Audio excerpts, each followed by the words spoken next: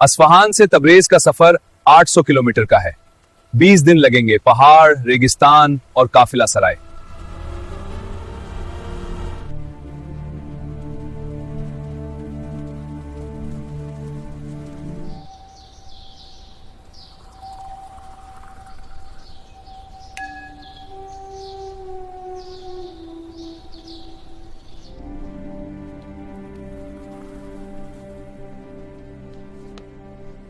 काशान रेगिस्तान के किनारे एक नखलिस्तान। यहाँ के लोग मेहमान नवाज हैं। काफिला सराय में आराम मिला, पानी मिला, गरम खाना मिला। कल सुबह फिर सफर शुरू होगा इंशाल्लाह। ये है फातिमा मासूमा का रोजा, इमाम रजा की बहन। वो अपने भाई की जियारत के लिए खुरासान जा रही थी, लेकिन कौम में वफात पाई। मैंने यहाँ दुआ की, अल्लाह हमें अपनी रहमत से नवाजे।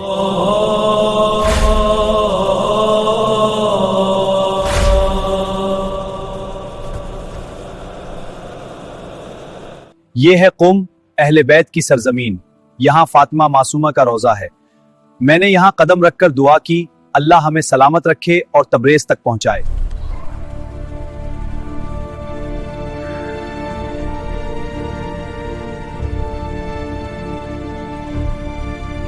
ये हैं अलबर्ज के पहाड़, बर्फ से ढके हुए, बादलों में छुपे हुए। रास्ता तंग है, मुश्किल है, लेकिन अल्लाह के फजल से हम गुजर रहे हैं। इन पहाड़ों के पार तबरेज है।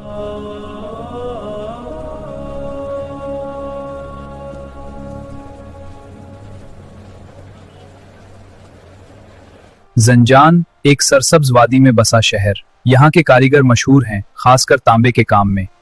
हमने यहाँ एक रात आराम किया और सुबह फिर रवाना हो गए।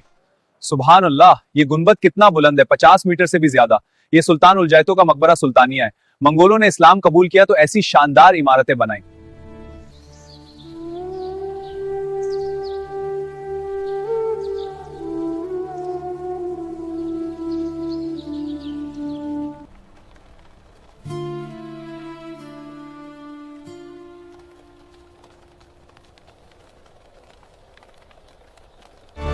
देखो तबरीज, 800 किलोमीटर का सफर, 20 दिन की मुशक्कत, पहाड़ और रेगिस्तान सब पीछे रह गया।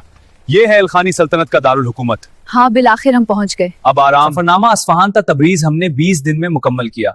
सफर ऊंट पर था, कारवान सराव में आ गया, तबरीज पहुंच चुका हूँ। अगली किस्त 29 में आप मुझे तबरीज की सीर करते देखेंगे। आइए अगली किस्त में देखते हैं मंगोलों का तबरीज।